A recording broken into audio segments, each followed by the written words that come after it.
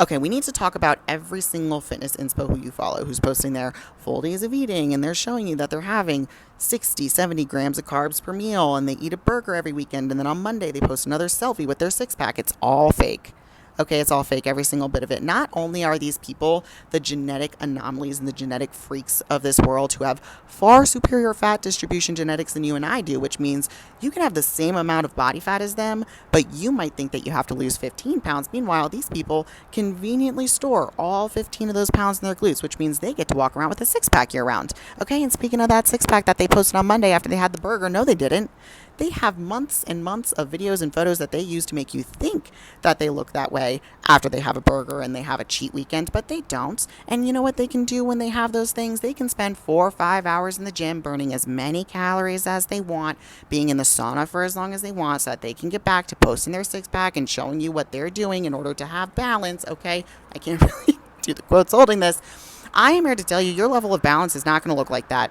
You're going to have to work significantly harder than they do in order to get to that physique result. And I'm here to tell you that as someone who not only coaches women as a living, but I am the most average Joe person. I had to work my ass off to get to a level of body fat that I'm happy with because I'm short. I'm 5'1". I'm not eating burgers every weekend. I'm not having 60, 70 grams of carbs per meal. Okay. And on top of that, I store all of my body fat in my stomach, which means I have to maintain a significantly leaner body fat percentage in order for me to look the way that I want to look. You're not going to be able to get away with what they get away with.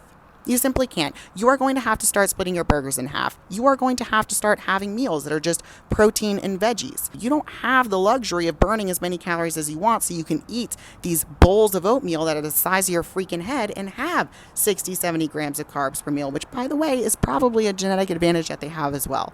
Okay?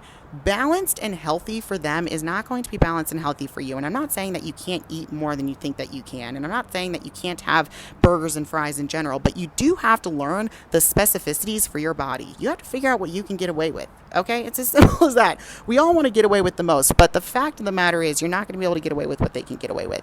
You need to know your numbers. You need to track your calories. You need to actually lose the body fat first, which is going to take more work, and then you can maintain, and then you can have fun. But you still have to keep track of that too.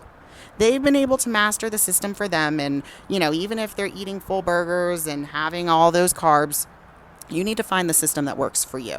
And if you don't get specific on that, you are going to remain 15, 20 pounds away from where you want to be while you're copying all these influencers, and you're going to continue to wonder why it's not working for you. It's probably because you're just a normal gal. Okay, we're just a gal, and that's okay, but figure out what works for you so you can live your dream life too.